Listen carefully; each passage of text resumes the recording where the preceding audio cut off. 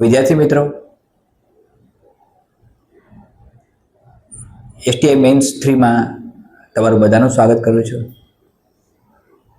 Gujarat carrier એકેડેમીના platform પરથી હું doctor Atul sir તમને બધાને આવકારું છું.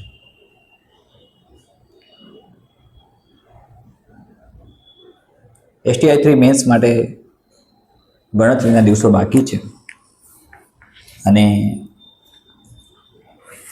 જ્યાં સુધી મને એમ લાગે ત્યાં સુધી તમારી તૈયારીઓ ખૂબ જ સરસ ચાલતી હશે.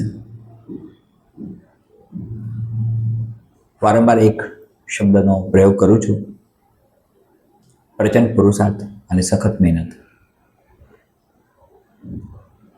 મિત્રો, આજના સેશનમાં કેટલીક અગત્યની માહિતીઓ આપવાની છે. સાથે એસટીઆઈ 3 મેન્સમાં એથિક્સ આપણે આગળ વધારીએ છીએ.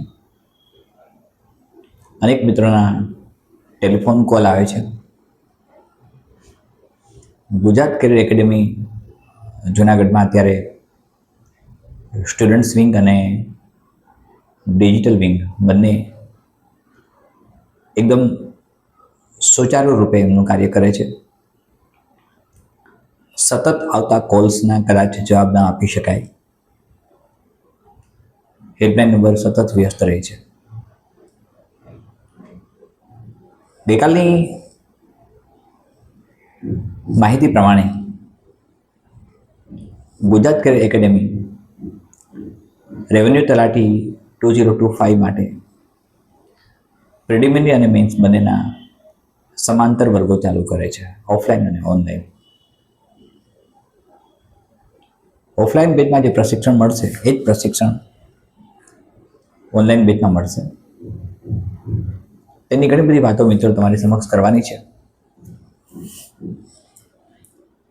અને ઘણી બધી માહિતીઓ આપવાની છે.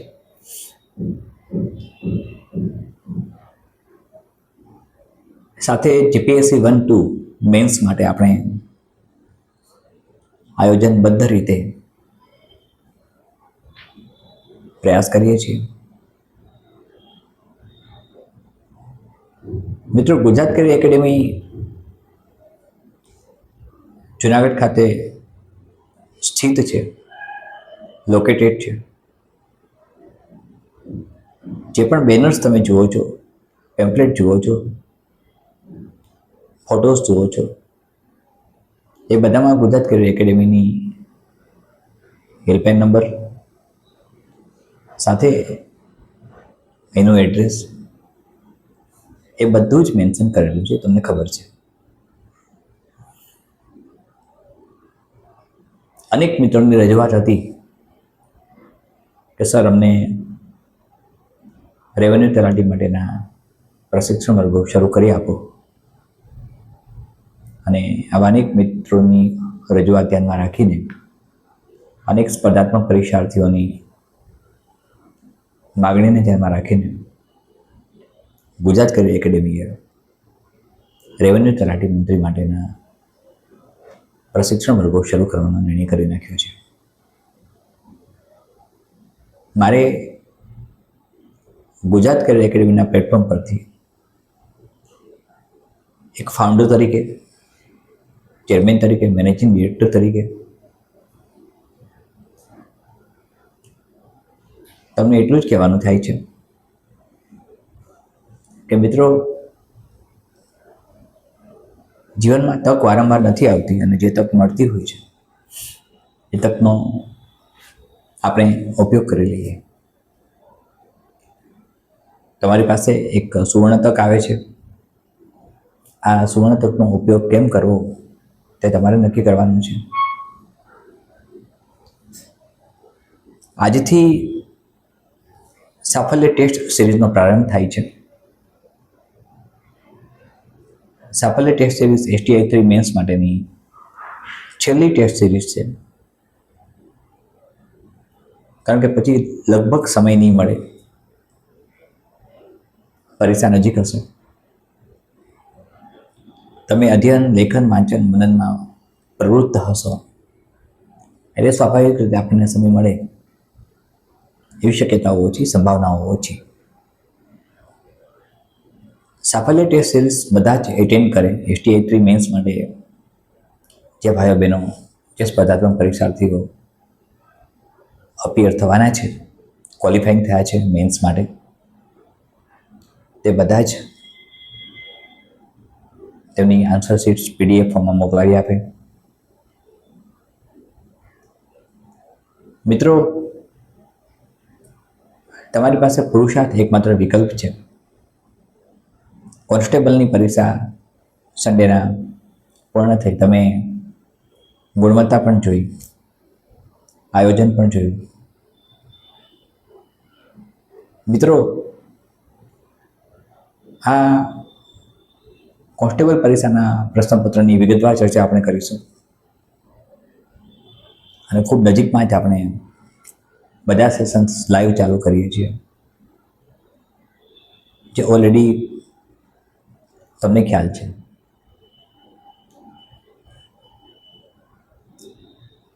જ્યારે ગુણવત્તાયુક્ત પ્રશ્નપત્રો સેટ થાય છે, ડ્રાફ્ટ થાય છે, ત્યારે સ્વાભાવિક છે કે આપણે એના વેરિએશનમાં ગુણવત્તાયુક્ત બનવું પડશે.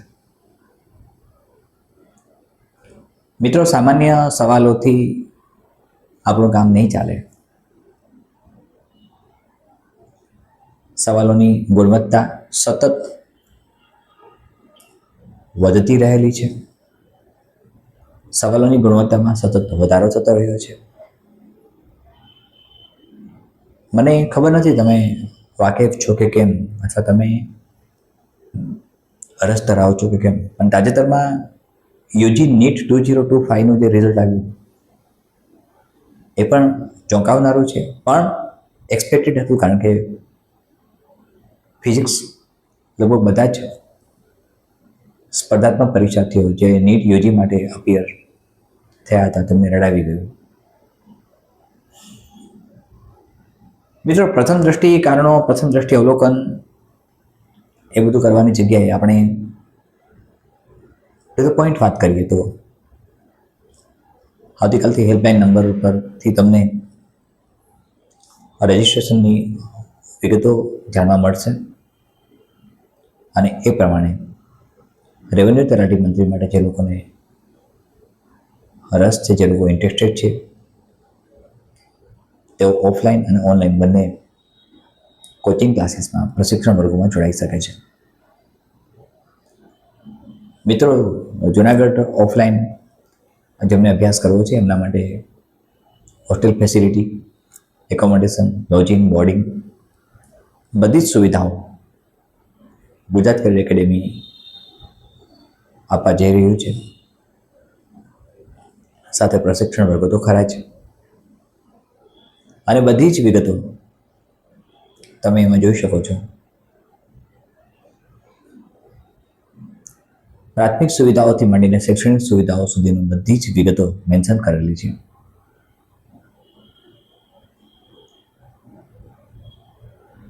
જે વિદ્યાર્થી મિત્રો ઓફલાઈન રેવન્યુ તલાટી મંત્રીના પ્રિલિમિનરી અને મેન્સ બંને વર્ગો માટે જોડાવા માગે છે,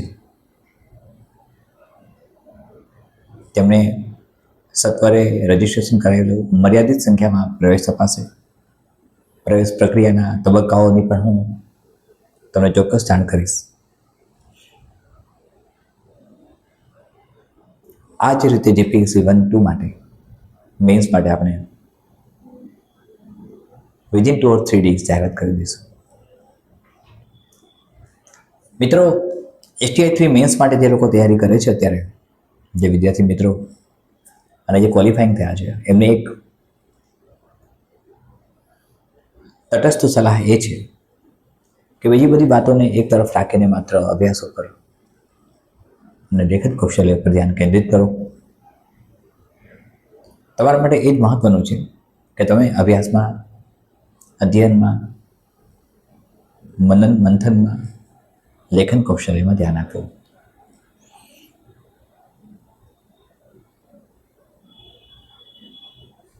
મિત્રો, કોઈ પરીક્ષા સહેલી નથી હોતી અને કોઈ પરીક્ષા અઘરી નથી હોતી. આપણે કેવી રીતે મેનેજ કરી શકીએ છીએ પ્રશ્નોને, સાથે અમુક અંશે ભાગ્ય તમને કેટલો સહકાર આપે છે, સહયોગ આપે છે, તે પણ મહત્વનું છે. પણ વ્યક્તિગત રીતે હું એવું માનું છું, મારો વ્યક્તિગત અનુભવ એવો છે કે પુરુષાર્થી માટે ભાગ્ય ખૂબ જ ઓછી માત્રામાં કામ કરે છે. હા, ભાગ્યનો સહકાર જોઈએ. Luck plays a vital role in human's life that we know very well.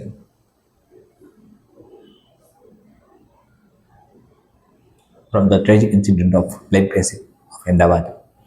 પણ આપણે આપણા કર્તવ્યથી વિમુખ નથી. અને તમારું કર્તવ્ય એક જ છે અત્યારે કે સતત કાર્યરત રહેવું. મિત્રો, લગભગ એકાદ મહિનો ઉપરનો સમય થઈ ગયો. મને યાદ છે ત્યાં સુધી 1 મે 2025 આપણે STI મેન્સની ઓનલાઈન બેચ યુટ્યુબના માધ્યમથી શરૂ કરી છે. Number of lectures R available on YouTube channel. સાથે મોટાભાગની વાતોને સમજવું તો મને એવું ખ્યાલ આવે છે મારી કક્ષાએ કે વિદ્યાર્થીઓ ભાષાને અવગણે છે, ભાષાની અવગણના કરે છે, અને ભાષાઓની અવગણના કરવાને કારણે મેરિટમાં ક્યાંક મુશ્કેલી થાય છે. એટલે મિત્રો, ભાષાને અવગણશો નહીં, કારણ કે ભાષાને અવગણવાથી મેરિટમાં પરિવર્તન આવી શકે. આપણે એક સંતુલિત અવસ્થામાં જવું છે, અને સંતુલિત અવસ્થા માટે પુરુષાર્થ એકમાત્ર વિકલ્પ છે. દરેક વિષયને સરખો ન્યાય આપો. પ્રિલિમિનરી પરીક્ષા જ્યારે લેવાતી હોય છે, જ્યારે મોટાભાગના મિત્રો MCQ ક્વેશ્ચન્સની તૈયારી જ કરતા હોય છે.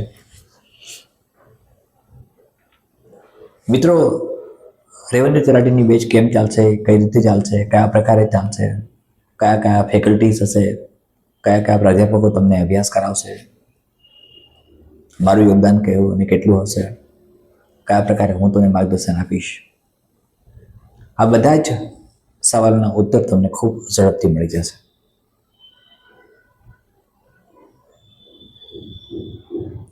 તમે સતત મહેનત કરતા રહો, અને ગુજરાતના વિદ્યાર્થીઓ સ્પર્ધાત્મક પરીક્ષાઓ મહત્તમ સંખ્યામાં તેમની મહેનત મુજબ, તેમની કાર્યદક્ષતા મુજબ, તેમની સક્ષમતા મુજબ સરકારી નોકરી મેળવે, જેમાં કોઈ પ્રકારનું પ્રલોભન ન હોય, લાલચ ન હોય, મન વચન કર્મથી ભ્રષ્ટ થયા વગર આપણે સ્વસ્થ મગજથી, સ્વસ્થ દિમાગથી સતત આગળ વધતા રહીએ. ક્યાંક એવું બને છે મિત્રો કે આપણી તૈયારીઓ જો અપૂરતી હોય, અસ્તવ્યસ્ત હોય, વેરવિખેર હોય, યોગ્ય દિશામાં ન હોય, તો અત્યંત પ્રચંડ પુરુષાર્થ કરવા છતાંય આપણને પરિણામ મળતું નથી.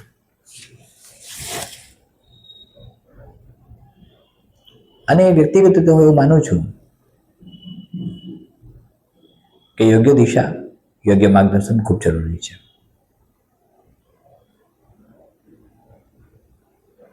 માત્ર વાતો કરવાથી પરિણામ નથી આવતું મિત્રો.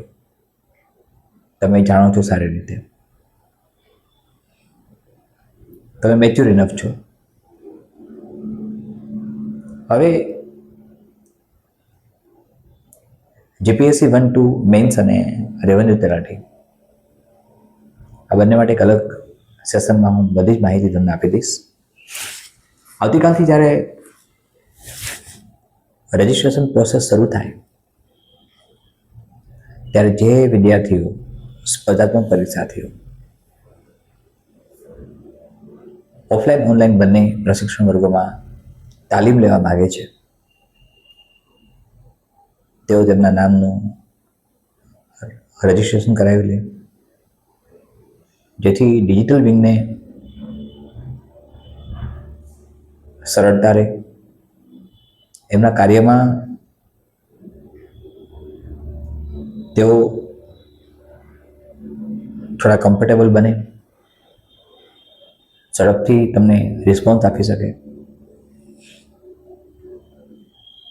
આ બધી ચર્ચાઓ મિત્રો આપણે વિગતવાર કરવાની છે અને એના અલગ સેશન્સ આવશે. હવે આજનો જે વિષય છે STI 3 માટે, એ જો આપણે અભ્યાસ કરીએ તો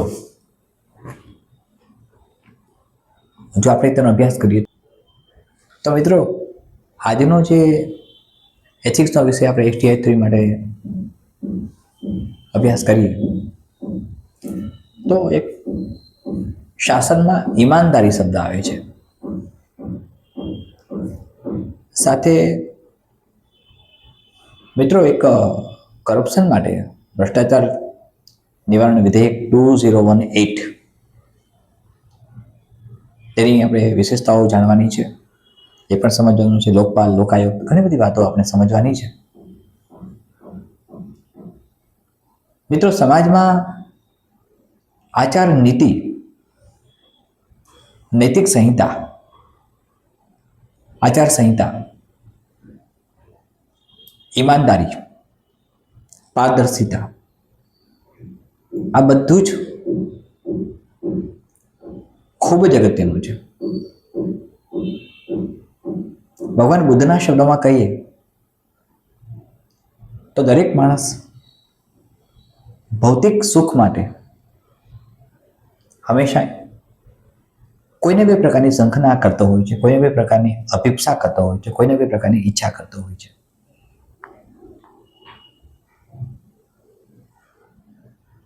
પણ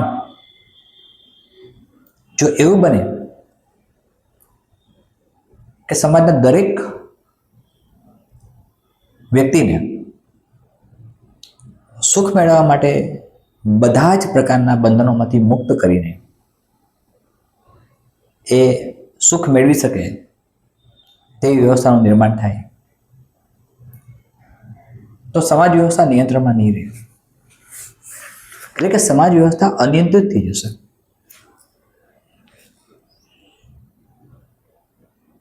સુખ મેળવવા માટેના અનેક રસ્તાઓ જે પણ ઉપલબ્ધ છે એ બધા જ કોઈ પ્રકારના નિયંત્રણ વગર આપવામાં આવે તો આ ઘટના બનશે. અરાજકતા ફેલાઈ જાય છે, સંકટ ઉત્પન્ન થશે, સમાજ જીવનનું અસ્તિત્વ તૂટી જશે. એટલે સ્વાભાવિક છે કે વ્યક્તિ નૈતિક રીતે સક્ષમ બને, નૈતિક રીતે સબળ બને. તો નૈતિક રીતે સબળ કેવી રીતે બનશે? મિત્રો, એક આચાર નીતિ, કોડ ઓફ કન્ડક્ટ હોય છે, જેમાં સત્ય, ન્યાય, પારદર્શિતા, આ બધા મૂલ્યોનું અનુસરણ કરવું ખૂબ જરૂરી બને છે. એક જાહેર સેવક માટે પણ, એક લોકસેવક માટે પણ, અને એક સામાન્ય પ્રજાજન માટે પણ, અથવા એક સામાન્ય નાગરિક માટે પણ.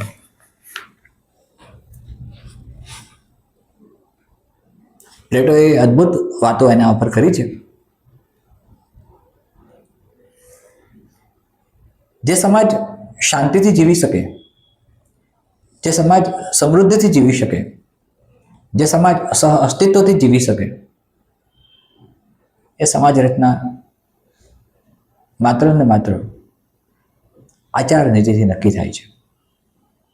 એ સમાજનું સંગઠન, એ સમાજની રચના આચાર નીતિ નક્કી કરે છે. અને લોક સેવામાં જે જાહેર અધિકારીઓ સંકળાયેલા છે એમણે કયું કાર્ય કરવું, કયા પ્રકારનું કરવું, કઈ રીતે કરવું, કેવો વ્યવહાર કરવો,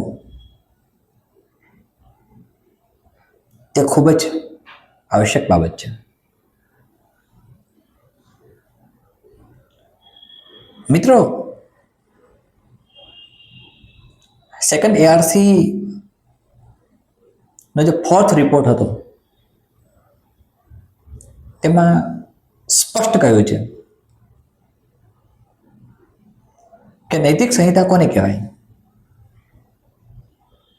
સારો વ્યવહાર સાથે શાસનના મુખ્ય માર્ગદર્શક સિદ્ધાંતો કમ્બાઈન થાય છે,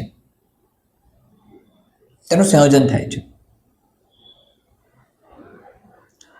મિત્રો, કોડ ઓફ એથિક્સ અને કોડ ઓફ કન્ડક્ટ બંને જુદા છે. જ્યારે કોડ ઓફ એથિક્સની વાત કરીએ છીએ ત્યારે બધાને લાગુ પડે છે, સામાન્ય હોય છે, એ કોમન હોય છે. કોડ ઓફ કન્ડક્ટ આચાર સંહિતા છે, એ વિશિષ્ટ પરિસ્થિતિમાં હોય છે. તમે સામાન્ય શબ્દો સાંભળો છો કે આચાર સંહિતા લાગુ પાડવામાં આવી, ઇલેક્શન નજીક આવ્યું એટલે આચાર સંહિતા લાગુ પડી. તો આચાર સંહિતા છે શું? એ અસામાન્ય છે, વિશિષ્ટ છે. આચાર સંહિતા એ નક્કી કરશે કે કઈ વસ્તુ સ્વીકૃત છે ને કઈ વસ્તુ અસ્વીકૃત છે, કઈ વસ્તુ કરવાની છે, કઈ વસ્તુ નથી કરવાની, તેની અભિવ્યક્તિનું સ્પષ્ટ સ્વરૂપ બતાવશે. અને એટલું જ નહીં, પણ એ આચાર સંહિતા બધાને લાગુ પડે છે, એક સમાન, બધાને. તો equally implemented to all. Ethics તો કે સદવ્યવહાર અને શાસન, આ બંનેના એક બેઝિક કન્સેપ્ટ જે છે એ બતાવે છે. માનવીય મૂલ્યોની અભિવ્યક્તિ બતાવે છે, expressions of human values. Listen to me. અને દરેક વ્યક્તિમાં કોડ ઓફ એથિક્સ અલગ હોઈ શકે. એ વ્યક્તિએ બદલી શકાય, બદલાવી શકાય ને બદલે. તો કોડ ઓફ એથિક્સની વાત કરીએ કે કોડ ઓફ કન્ડક્ટની વાત કરીએ ત્યારે બંને અલગ આવશે. પણ મિત્રો, ભારતમાં, માત્ર ભારતમાં જ નહીં, વિશ્વના ફલક ઉપર આ બંને વચ્ચેનો તફાવત હોવા છતાંય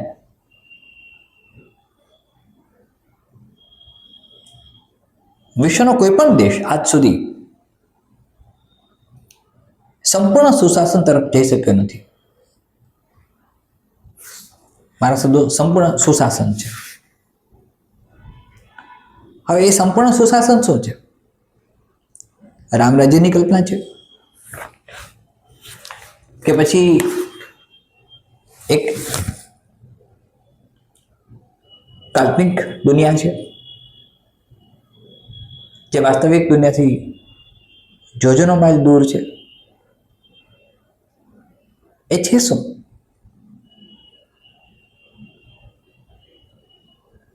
માત્ર લોક કલ્યાણ જ છે? રામ રાજ્ય જેવું છે? જો દરેક વ્યક્તિ પોતાની ફરજ સમજે, જો દરેક અધિકારી લોકસેવકની સાચી ભૂમિકામાં આવે તો સુશાસન મહદ અંશે શક્ય બને છે.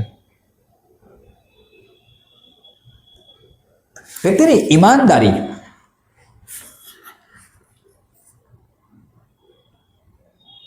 લોકસેવકની ઈમાનદારી, પ્રજાસેવકની ઈમાનદારી એ પ્રશાસનને સફળ બનાવે છે. મિત્રો, કોઈ પણ પ્રશાસન એકલા હાથે કામ નથી કરી શકતું. પ્રશાસનને નાગરિકોના સહકારની, સહયોગની જરૂર હોય છે. પ્રશાસન અધિકારીઓના સહકારની જરૂર હોય છે.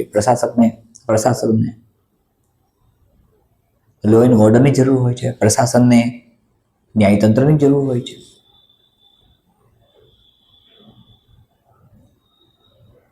તો આ બધાનું એક સ્વરૂપ જે સંયોજિત હોય છે, તેના આધારે એક સુશાસન બને છે કે જે પ્રશાસનને ઉપયોગી બને છે.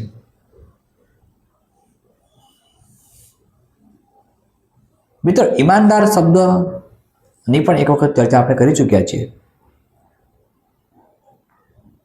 પણ ઈમાનદાર વ્યક્તિમાં, ઈમાનદાર અધિકારીમાં, ઈમાનદાર લોકસેવકમાં કયા કયા ગુણધર્મો હોવા જોઈએ? તો સત્યનિષ્ઠા, પારદર્શિતા, આ શબ્દો તો પરિચિત છો તમે.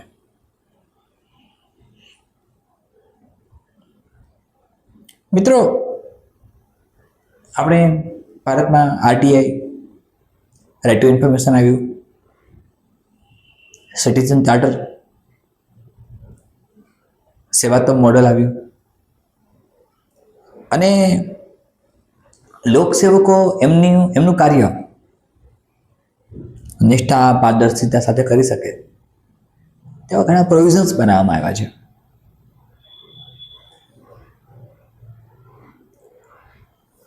મિત્રો, પારદર્શિતા અને ઉત્તરદાયિત્વ બંને જરૂરી છે. અને ઈમાનદારી શક્ય તો બને જો લો એન્ડ ઓર્ડર પ્રભાવી હોય, ડોમિનન્ટ હોય, એક ચોક્કસ નિયમો હોય અને એનું ચોક્કસ અમલીકરણ થવું જોઈએ. જે નિયમ છે એ નિયમનું અમલીકરણ યોગ્ય રીતે, યોગ્ય દિશામાં, યોગ્ય પ્રમાણે, યોગ્ય સમય પ્રમાણે થવું જોઈએ. ઇન શોર્ટ, કે બધાને એક સરખું લાગુ પડવું જોઈએ.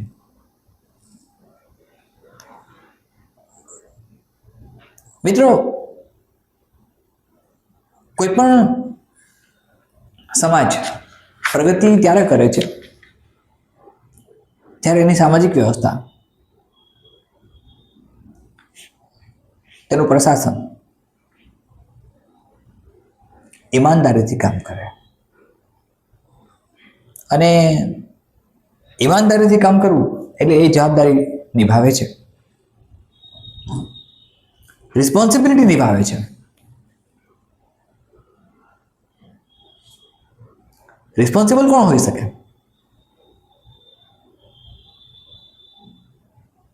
એ પોતે રેશનલ હોય, તાર્કિક હોય, તર્કશક્તિ હોય, જે ડિસિઝન લોકસેવક કરે છે તે ડિસિઝન નિયમોને લાગુ પડતો હોય, નિયમાવલી અનુસાર હોય, લો એન્ડ ઓર્ડરને બ્રેક ન કરે. મે બી કોઈ ઓબ્સ્ટેકલ આવતો હશે, અવરોધો એમાં હોય. ફોર એક્ઝામ્પલ, કેટલાકના પરિબળો એવા પણ હશે કે પોલિટિકલ ઇન્ટરફિયરન્સ થાય, રાજકીય હસ્તક્ષેપ. તો એક ઈમાનદાર અધિકારીને કાર્યક્રમમાં થોડીક મુશ્કેલી આવશે. ક્યારેક એવું હોય છે કે જે આવશ્યક પરિબળો હોવા જોઈએ એ ન મળતા હોય એમને, પણ એ થઈ શકે છે. કયા પ્રકારે? એક, પહેલી વાત, આરટીઆઈનું અમલીકરણ ચોક્કસ રીતે થવું જોઈએ.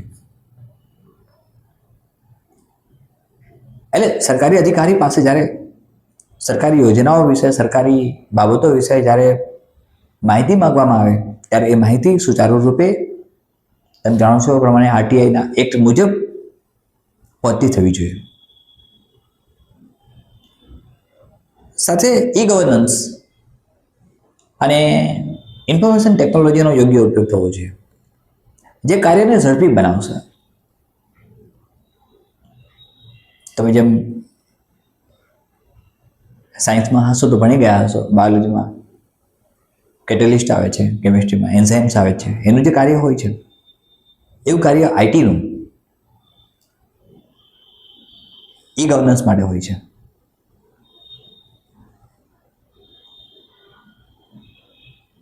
મોટાભાગની સરકારી અધિકારીઓ ત્યાં કામ કરતા હોય છે, બધી ઓફિસીસ સીસીટીવી કેમેરાવાળા હોય, જેથી પારદર્શિતા જળવાઈ રહે છે. અને પારદર્શિતા પાયો છે, બેઝ છે મિત્રો. સાથે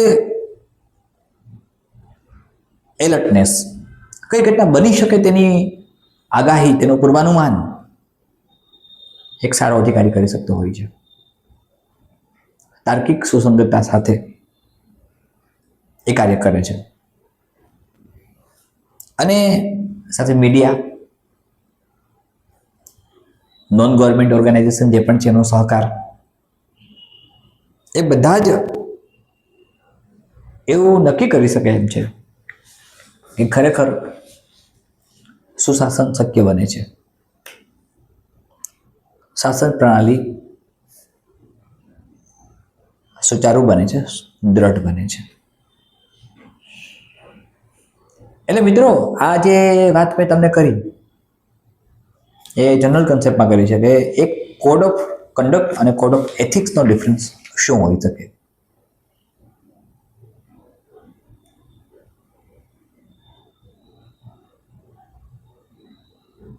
મિત્રો, નોલેજ અને ઓનેસ્ટી બંને જોઈએ, દાન પણ જોઈએ અને પ્રામાણિકતા પણ જોઈએ. ભ્રષ્ટાચારની જ્યારે વાત આવે કે ભ્રષ્ટાચાર વિરુદ્ધ સોસાયટીનું નિર્માણ કરીએ, ભ્રષ્ટાચાર ન થવો જોઈએ, તો ભ્રષ્ટાચાર વિમુક્ત સોસાયટી કઈ? તો ભ્રષ્ટાચાર વિરુદ્ધ સોસાયટી એટલે મન વચન કર્મથી ભ્રષ્ટ ન થવું, એવું હું વારંવાર લખું છું. મનથી પણ ભ્રષ્ટ ન થવું, પહેલા મનથી, પછી વચનથી, પછી કર્મથી, આ સિક્વન્સમાં હોય છે.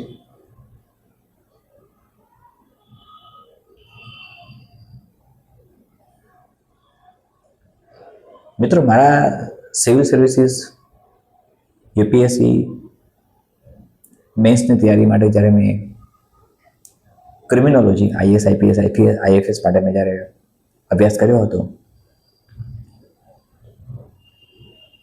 ત્યારે ક્રિમિનોલોજીનો સ્ટડી જ્યારે કર્યો ત્યારે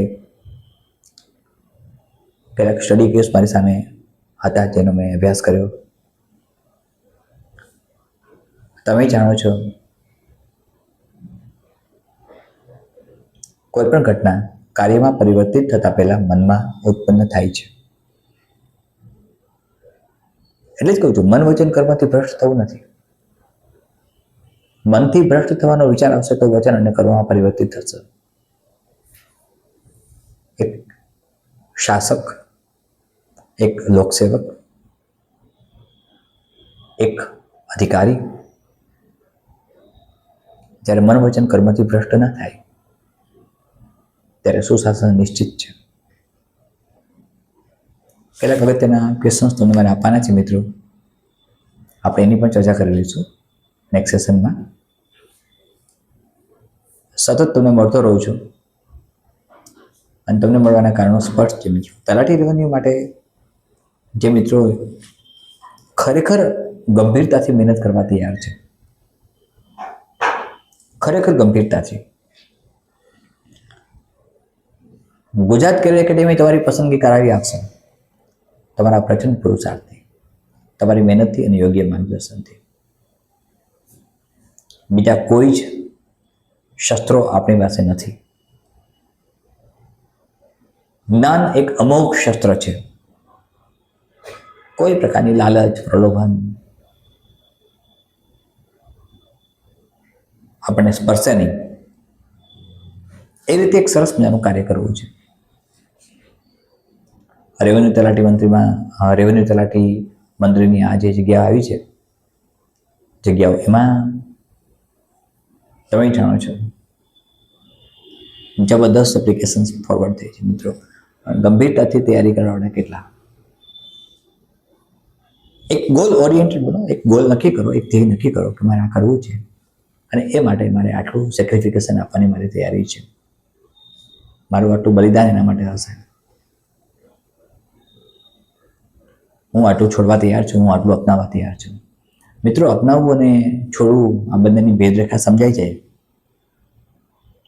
આઈ રિપીટ માય સેન્સ અગેન. અપનાવવું અને છોડવું વચ્ચેની ભેદરેખા એકદમ પતલી ભેદરેખા છે. જો આ સમજાઈ જાય તો માનું છું કે તમને એક સારા અધિકારી બનતા કોઈ રોકી ન શકે. તમારે જ નક્કી કરવાનું છે. ફરીથી મળીએ મિત્રો ત્યારે. અને મેં કહ્યું એમ, તમને બેસ્ટ આપવાનો અમારા તરફથી ઇફોર્ટ રહેશે. ગુજરાત કરિયર એકેડમીમાં જે બધી જ વિંગ્સ કામ કરે છે, સવારે 10 વાગ્યાથી રાત્રે 8 વાગ્યા સુધી, વચ્ચે 2 કલાક બ્રેક છે,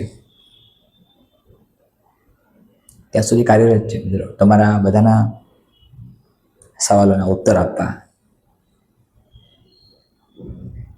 મિત્રો, at the end of the day, the people will ask you about your result. લોકો એમ નહીં પૂછે કે તમે કેટલી મહેનત કરી. મસ્ત મહેનત કરતા રહો, સતત વ્યસ્ત રહેતા રહો અને અધ્યયન કરતા રહો. આવતીકાલથી મિત્રો હેલ્પલાઇન નંબર ઉપર એક તમને PDF મળી જશે. રજિસ્ટ્રેશન પ્રોસેસ સ્ટાર્ટ થશે. હું એક સેશન આખો લઈ દઈશ કે રેવન્યુ તલાટી 2025 માટે કયા પ્રકારે, કઈ રીતે, કયા કયા ફેકલ્ટીઝ સાથે, કયા કયા વિષયો સાથે, કયા કયા કન્ટેન્ટ સાથે, કયા કયા પ્રકારનું ઓફલાઈન, ઓનલાઈન આ બંને પ્રકારનું શિક્ષણ તમને મળે છે. તમને કયા કયા પ્રકારની સુવિધાઓ મળે છે ઓફલાઈન માટે પણ, એ મેં ઓલરેડી તમે જાણો છો તેમ ગુજરાત કરિયર એકેડમીના વેબસાઇટ પર તમે વાંચ્યું હશે. એ બધી જ સગવડતાનો ઉલ્લેખ છે કે જે ઓફલાઈન પ્રશિક્ષણ માટે જે વિદ્યાર્થીઓને જે સ્પર્ધાત્મક પરીક્ષાઓ તેઓને જુનાગઢ હેડ સેન્ટરમાં અભ્યાસ કરવો છે, હેડક્વાર્ટરમાં અભ્યાસ કરવો છે, તેમને કયા કયા પ્રકારની સુવિધાઓ મળે છે, એ બધા જ મુદ્દાઓને આપણે આવરી લીધા છે. અને શૈક્ષણિક સુવિધાઓની વાત પણ એમાં કરી છે. મિત્રો, તમારી બધાની સલામતી અને સુરક્ષા એ મારું પ્રથમ કર્તવ્ય છે. એના માટે હું બંધાયેલો છું. દીકરીઓની સુવિધા અને સલામતી અને સુરક્ષાઓ માટે હું બંધાયેલો છું. મારી નૈતિક જવાબદારીમાં આવે છે અને હું સ્વીકારું છું જાહેરમાં. તેના માટે હું બંધાયેલો છું અને સ્વીકારું પણ છું. સવાલ તમને મળતી સુવિધાઓનો ઉપયોગ તમે કેવી રીતે કરી અને તમારી જિંદગીમાં કેમ આગળ વધો છો તેનો છે. મિત્રો, ફરીથી આવતીકાલે મળીશું. આજે જે પણ મિત્રોને સાફલ્ય ટેસ્ટ સિરીઝના ક્વેશ્ચન પેપર્સ મળ્યા છે, આજનું પહેલું પેપર, આવતીકાલનું પહેલું પેપર આઈ થિંક ગુજરાતીનું છે. એટલે આવતીકાલથી તમને ક્વેશ્ચન પેપર મળી જશે. અને આવતીકાલથી જ્યારે ક્વેશ્ચન પેપર તમને મળે છે સાફલ્ય ટેસ્ટ સિરીઝ, ત્યારે એમાં બિઝી બની જજો. તમારી કોઈ પણ સમસ્યા માટે અમે છીએ. ફરીથી મિત્રો મળીએ છીએ આવતીકાલે. ધન્યવાદ. જય જય ગરવી ગુજરાત.